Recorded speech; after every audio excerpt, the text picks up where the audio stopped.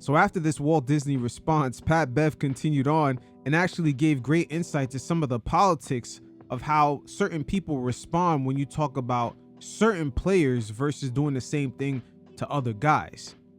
And he also got into a nuanced discussion about the team game, the overall team dynamic of the NBA, which is really how you gain success in the league as far as winning. I feel any of that, rebuttaling with emotion, So I think he wants a response, and I'm not gonna give it to him. He doesn't count. Fair enough. He doesn't count. Yeah, if that's the company line, then you know what I mean. No reason to ask you for a statement on him if you're not making a statement on him. Yeah, he doesn't count. I mean, I wanted to play everybody on that motherfucking show. Except Gilbert Arenas. Everybody been dunking me. Now everyone wants to play. It's wild. It's the craziest thing in the world. But it comes with entertaining and it comes with entertainment via social media. If I'm you, I'm taking credit for every basket Trae Young makes this year. Yeah, I think but I said that also. Yeah, it helps. Wanted to inspire him. Right. Not it helps.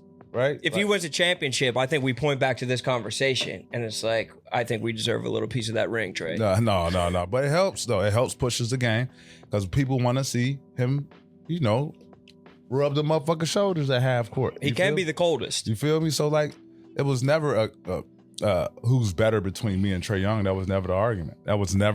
The argument only stemmed from how do you impact winning, and do you impact winning, and if you do, why don't you win? That's it. Do you think it was disrespectful the way he was saying Patty Bev? I don't know. You've never put fear in my heart, Patty Bev. I mean, with a voice like that, I don't really take him serious. Every NBA guy called. So first person called me was Lou Will. Lou Will hit me with I don't like how you did it, but you're not wrong. People hit me about it, you know what I'm saying? But it wasn't a me against Trae Young thing. It was never that way. You acknowledge he's a good basketball player. He's motherfucking youngest motherfucker to 12,000 points and 4,000 assists. What you mean? Obviously, right? Obviously, but does that? And I always go back. Does that translate to winning? You feel me? You can say the numbers and you can say the ages and you can say whatever. I was 34-year-old starter. I was a 35-year-old starter. I was a 33-year-old starter. I was a 32-year-old starter. Is Trae Young going to be 33, 34, 35-year-old starter in this league at that size, at that age? That's a good question right there. That is a really good question right there because he's already killing it as far as the scoring and the assisting, but it's not really translating to wins. And he's young enough right now to put at least somewhat effort in the defensive end, and it's not really translating at all. So you can only imagine when he's an older player, much slower, and he might not have the same legs underneath him. I've been in a situation in games where I'm like, hey, look, check it out. Hey, Beard. Hey, I got to chase this motherfucker Tony Parker around all motherfucking series. I'm going to be good for a game or two. You feel me? I'll get you 10 to 15 points, a game or two. But you gotta hold it down. You feel me? You got to hold it down. I need you to, I need one of them 40 motherfuckers. Or hey, Lou, I got to chase Steph around this series, bro. All my energy go be on motherfucking Steph. So you gotta shoot some tough ones. In order. And that's the dynamic that does not get talked about enough when people compare Trae Young's points per game versus Pat Bev and the impact he had as a starter on the Houston Rockets, who year in, year out finished at the top of their conference, and they had the expectation to make deep playoff runs. For us to win, because you got to put points on the ground. I'm gonna try hard as I can to limit these motherfuckers. You feel me? But you got to pick up my slack. You know what I'm saying? But that's my message in the game. You feel me? It's no way I can guard Tony Parker, full court, advance pass. He come down off three strings, get it, play pick and roll. I gotta chase him all around, and I come down and do step back a motherfucker. Come on, man. I'm a wipe out middle of the third quarter, right? And you know what? Klay Thompson does not get enough credit for that because night in, night out, he was defending Westbrook, Damian Lillard, all the dynamic point guards of the West, and yet he was still coming off of ball screens on the offensive end and shooting at a high enough clip to at least average 20 points per game. Prime Klay Thompson was a bad motherfucker. Very, very underrated, and people are quick to forget.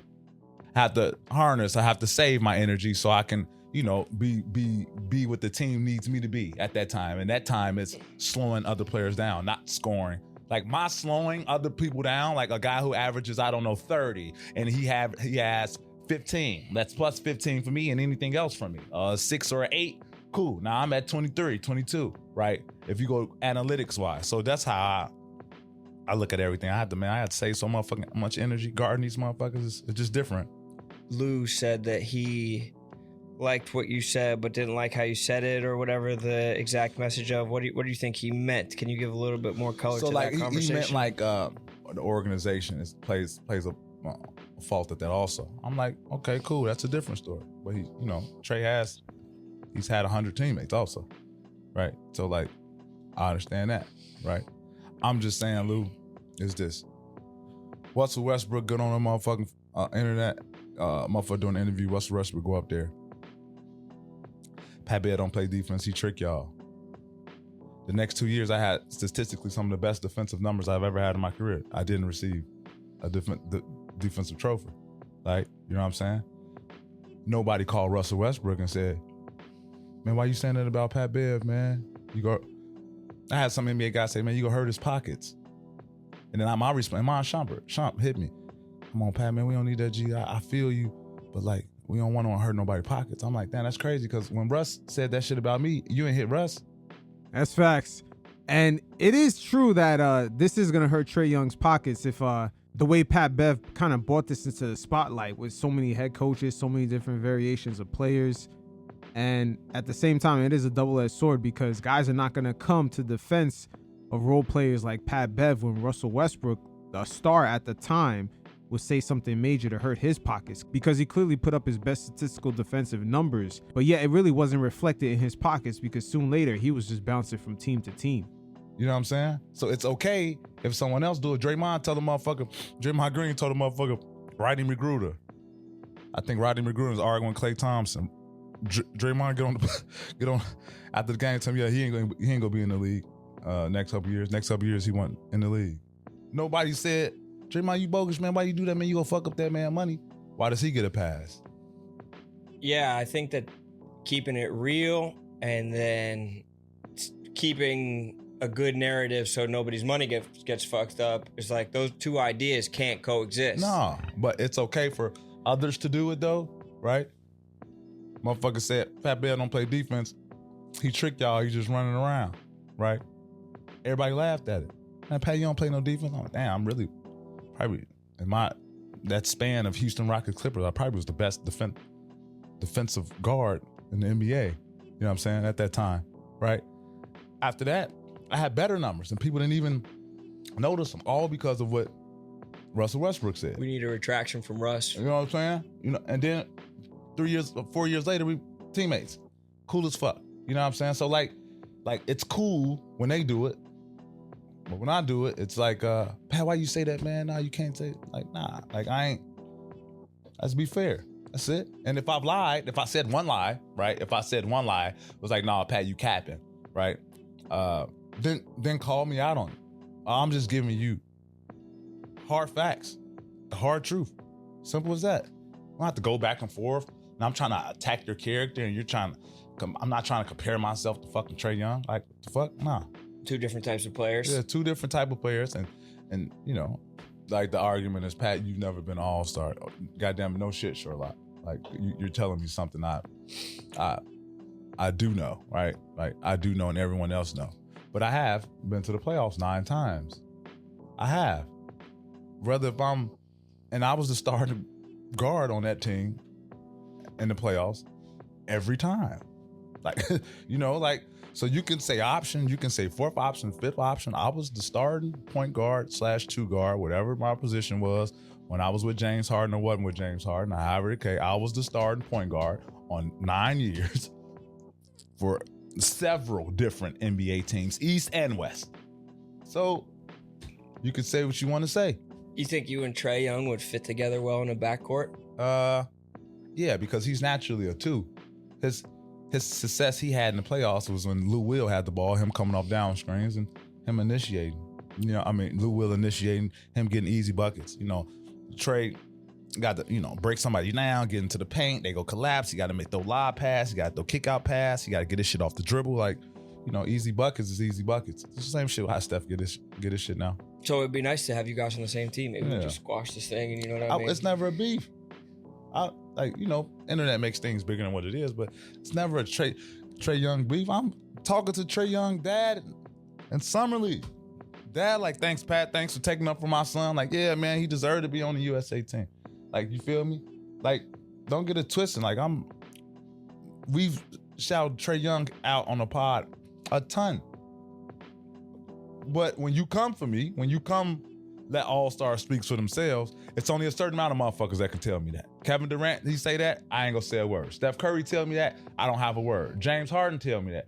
Russell Westbrook tell me that. Giannis tell me that. Giannis responded. Pat, I play hard. Like Ray saying, I play hard. You know what you do. It wasn't a beef there.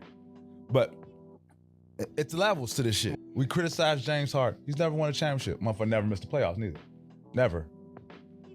Right? We criticize Draymond Green. No, he's an awful teammate. He whoop on his team. He whoop on his teammates. He's an awful teammate. So we can't say anything about Trae without it being like, oh yeah, you're wrong. How dare you do that? Oh, blasphemy, blasphemy, blasphemy. Like, come on, man. Let's be fair. We're in the business and we're in an era where everyone's criticized. And it's better than a player who's actually played to say it than someone who's never played the game. Says something that people don't agree with. Oh, you've never been an all-star. It's like the moving of the goalposts. I'm talking the goalposts move so much. Like, what y'all want? What y'all want? You know what I'm saying? So, like, it's just how it is. It's how it is. But people don't understand it. Like, you can't say that I lied. Like, everyone I talk to, like, was it my delivery? Like, yeah. You could tell that he wasn't really lying because just the response, like Shumpert saying, come on, man, you gonna mess up his money. Like, nobody says, yo, Pat Bev, you talking crazy. Everything you said was false. Like, he didn't get any response like that. Like, even Lemon Pepper Lou kind of gave him like, yo, man, like, kind of give him a break. So at the end of the day, the elephant in the room was never addressed of what Pat Bev was really talking about. The number of teammates that are in and out the door, the 3 head coaches in 5 seasons, and also the fact that even in the front office, the team has left the president's role empty for multiple seasons and even hired a vice president and an analytics guy to kind of occupy that position in the meantime, but not necessarily claim the responsibility of that role. Was it my delivery because I'm Pat Bev? Yeah. Okay. So you watch the games more. You watch the games. You tell me who don't play hard. It'll be good for basketball. Like, however it plays out is going to be good for basketball. I was just shocked that I got a tribute video for Atlanta Hawks. They put like a whole tribute video of me getting scored on. But then I go like, okay, that's cool. Who won the most? And again, I wasn't wrong. We played the Hawks in a 7-game series, played them 7 times. I was on the team where we beat them 4 out of 3. And if a 7-game series, that would be, I win, they lose. I mean, what else are we talking about? And I remember Paul George telling me like, nah, Pat, he's a legitimate scorer. Like, he can put the ball in the hole. But I'm like, all right, PG. He like, nah, Pat, like, he can hoop. You feel me? Like, and then you were like, can he win though? Right. I mean, what is it? Say less. My argument is always gonna be, can you win? Right. So well, but argument. Am I wrong? Am I wrong? And that right there is the gap in this whole Pat Bev versus Trae Young debate. There's a side of the NBA audience that respects the numbers and just the individual beauty of the NBA game versus a side that kind of pays attention to more of the winning dynamic. You can't be Michael Jordan without winning. You can't be Kobe without winning, or even LeBron James without winning. Winning is a huge component of their brands. And in this modern NBA era, they're just starting to begin to kind of phase out the branding of certain players as stars who don't normally win. We're talking about like the Bradley Beal archetypes, the guys who put up more than 20 points per game, but yet they don't even make the playoffs, not even the play-in, if that. Labeling these guys stars or superstars is kind of a false branding, and it dumbs down the real superstars of the league. It dumbs down their branding a little bit when you just sort of name the best player on every team, quote unquote, a superstar. If this was golf and this was tennis, then oh yeah, he got a crazy overhand slam. His putt game is unbelievable. He could drive it 250 yards. I admit, but this is not the sport we in. We're in a team fucking sport. Well, sacrificing has to be done from everybody. Who averaged more, Cam Thomas or Trae Young this past year? Probably Trae. Interesting. Yeah, it's a team sport. On a championship contending team, Cam Thomas will definitely be a player off the bench.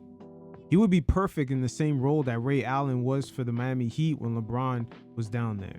And low key, people don't realize this, another player that kind of fits into that same role was CJ McCollum. When he was in Portland, being a number 2 option is great on a regular season team or just a team just making a little bit of playoff noise, but I'm talking about the real championship contending teams. CJ is a perfect role player to come off the bench and drop like 15 points in a series.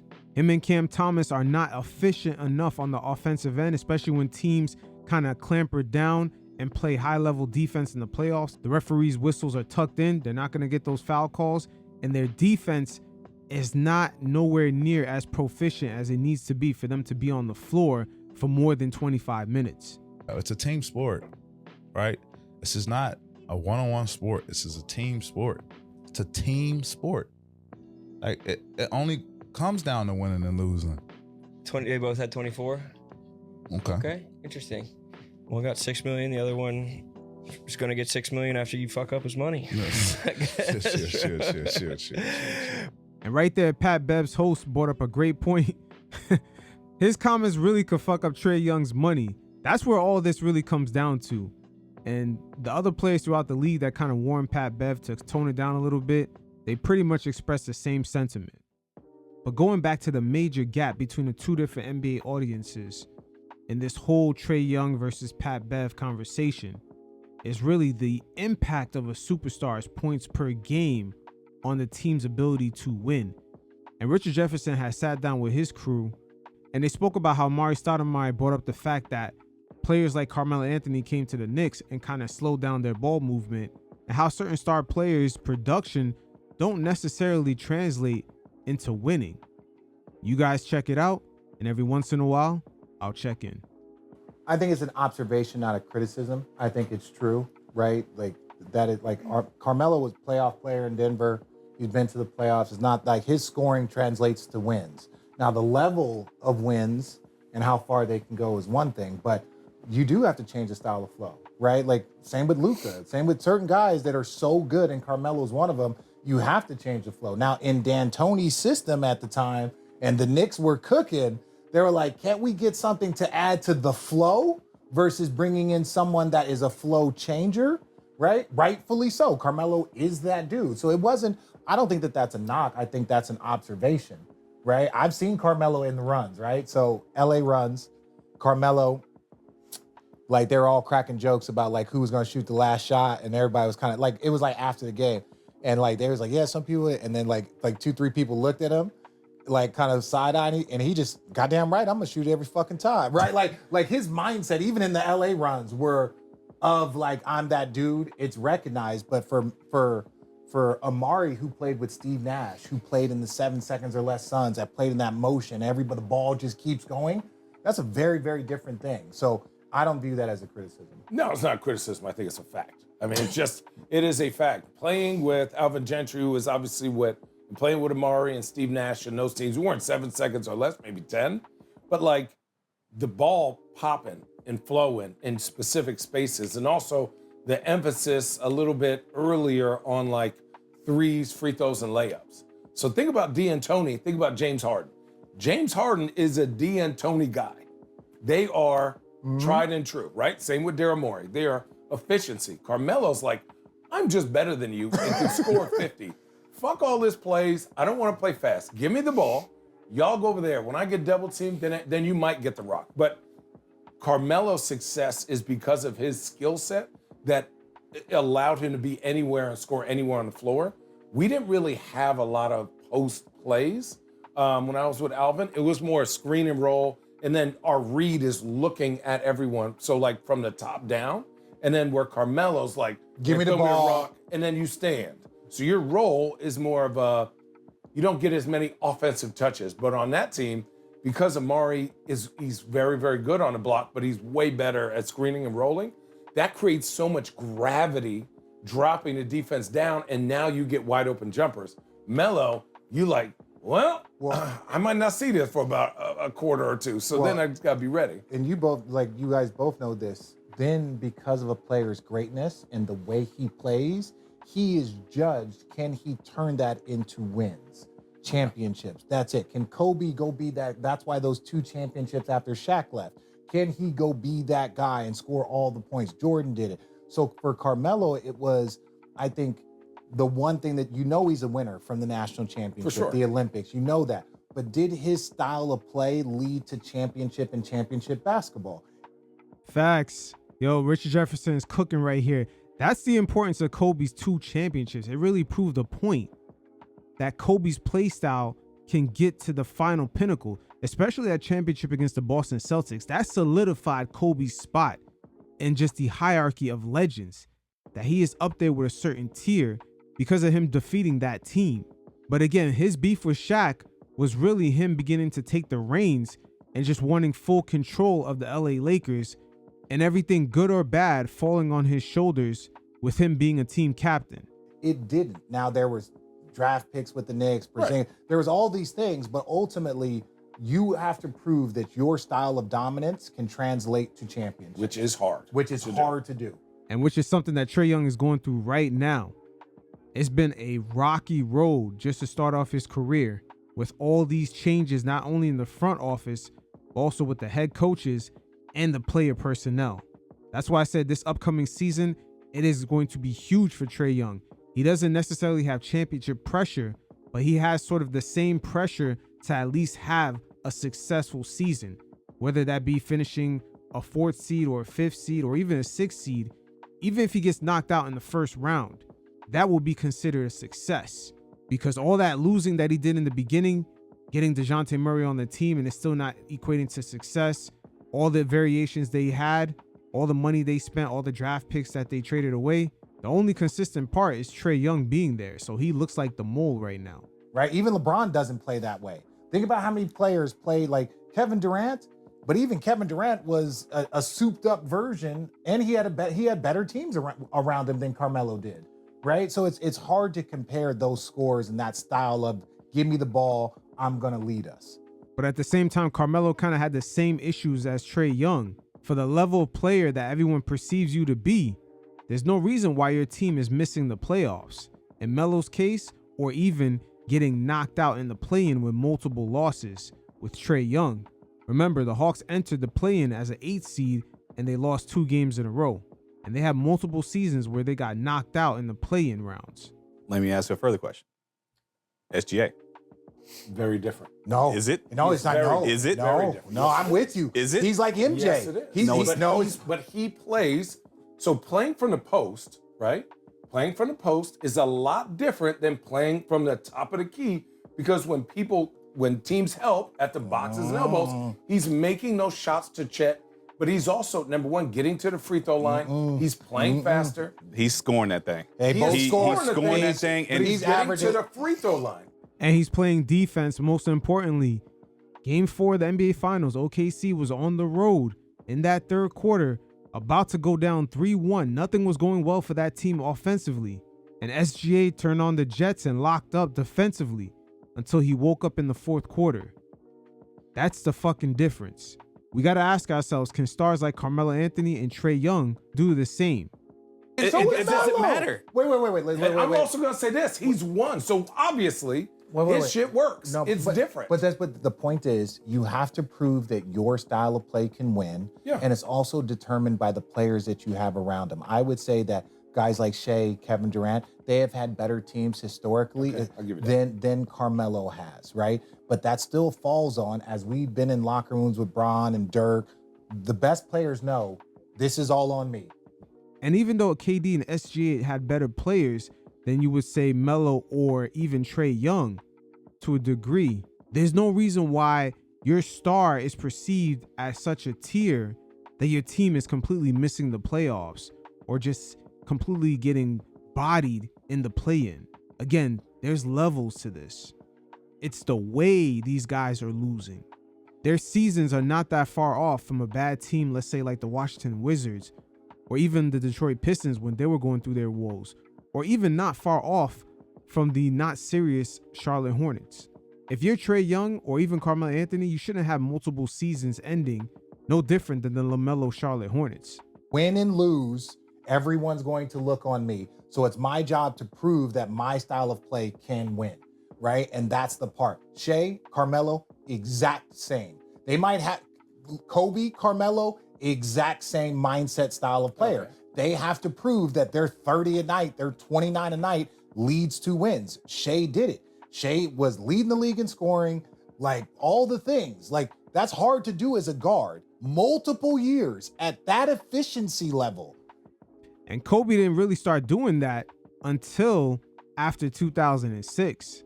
See, when Shaq first left, 2005, 2006, that's when he was beginning to learn how to frame his game as a leader and making sure that it results in a W.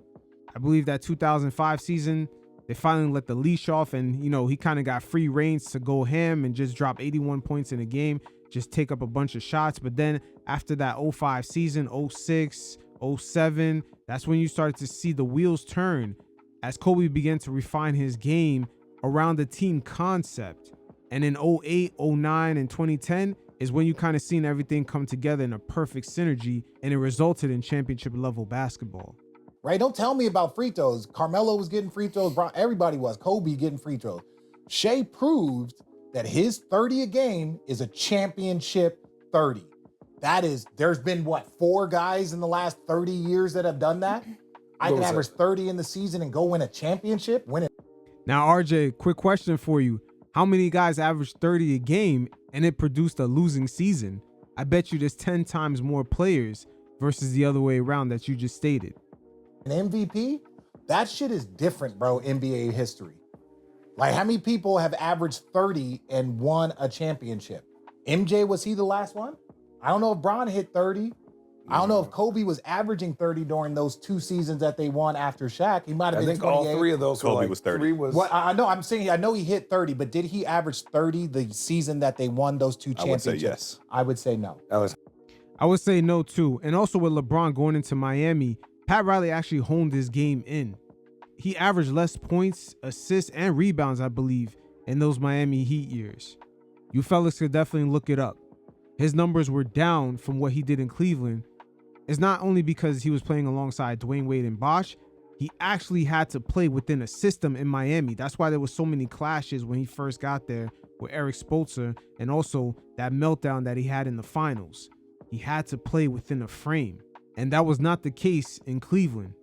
He was sort of still playing that playground style basketball where everything was centered around him and what he could create out of playing in the wing in that point forward position. 20. I would say no. 28. 30's a heavy number. I think 3 of those were Jordan. That's what I'm saying. 30 in a championship, bro? No. That's different world. So the names of guys that hit 30 points per game and won a championship is Kareem, Rick Barry, Michael Jordan multiple years, and then SGA. So not even LeBron and Kobe made this list. That tells you how difficult it is. Remember, championship level basketball is a team game. And that right there is the major gap between NBA fan bases and this whole Trae Young versus Pat Bev debate. Hang on though. Didn't they won a championship in 0203? Yeah, but he didn't average 30. Yeah, he did. Who, Kobe? Yes. Oh, shit. Double check. Keep going. Wait, is it 2000? No, I'm sorry. They didn't win it in 03. They lost. They lost. Oh, they won 01, 02. 02. Yeah. So it was the year after. Yeah. Yeah. Wow. Yep. Perfect example right there, because sometimes there is a correlation of guys averaging too much points to win. And Charles Barkley once had made that reference about Luka when he was averaging, I believe, 36 points per game at a point when he was on the Mavericks. Charles Barkley's like, he's going to have to turn that down a notch and include his teammates in order to win. Kobe has said the same thing about James Harden. It was nice that he was killing it, averaging almost 35 points per game. But he's like, if he wants to win the finals, that play style won't end up working. And I believe Kobe Bryant was speaking like that out of personal experience. As we see, he went through the same thing in the 2003 season. But that's what I'm saying. That's where I say Carmelo's a 30-point-a-game scorer. Kevin Durant, a 30-point-a-game scorer. Those guys are judged. James. James Harden, 30-point-a-game scorer. Those guys are judged differently. right? Like that's what Bron only hit 30 a few So what's times. the difference then? What Is do you it mean? like, what's the difference between Shea and Melo, other than their team? What do you think? Like, The eras are also different. Melo played in an era where the game was much slower and it was sort of worked in from the inside out. And now the game is just from the outside. Everybody's spread out on the floor and the pace is a lot faster. It's really the eras. Players like Allen Iverson, Carmelo Anthony, and just a lot of the heavy scorers of the early 2000s, they would have an easier time scoring today in their primes, but the only difference is they will be going up against multiple guys that are 6'8", 6'7", trying to defend them. That's really the only difference. And these guys are also skilled, so defensively, they would have to step up. You know, just having times on defense where they're sort of, you know, on easy mode, it would be hard to hide them. Guys like T-Mac and Melo especially. I know, I just or think... you just think it's the team? This is what I would say. I would say that Shea proves that his 30 a game is in a class of very few people. Carmelo is the same scoring legit, and don't get me wrong, Shea's even more efficient, but I don't think Carmelo had the teams around him.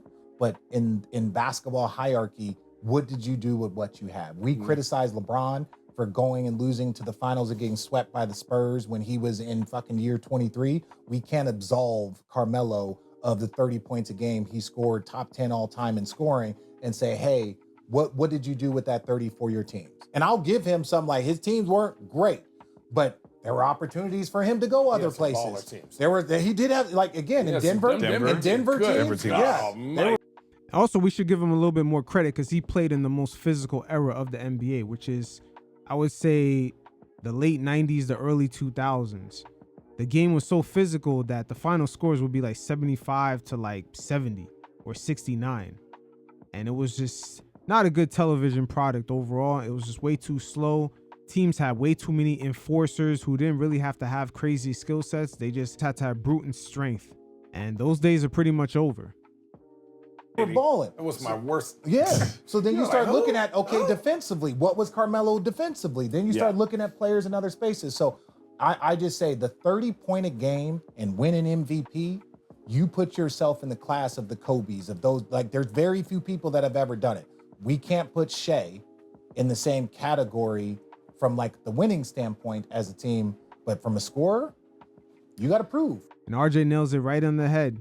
As a scorer, the burden of proof is on you, and it's definitely on Trae Young to perhaps get his teammates more involved. And the Hawks personnel and coaching staff kind of has to hold him more accountable for his shot selection and just kind of added more versatility to their offense with the three-point shooting. They don't have to chuck up as much. They can utilize more of the mid-range since everyone is so spaced out on the floor. The mid-range shot is actually perhaps more wide open than it's ever been. So hopefully this has been a healthy perspective on just some of the, I would say some of the gaps between this whole Trae Young and Pat Bev beef on social media, because you can see the two NBA fan bases colliding just at two different ideologies. The guys who appreciate the more individual game, just bringing up the points per game, who is Pat Bev to talk, and also the side of the NBA audience where they appreciate winning and they respect it a lot more. They're seeing way too many guys get the name of superstars, but yet they can't even make the play-in.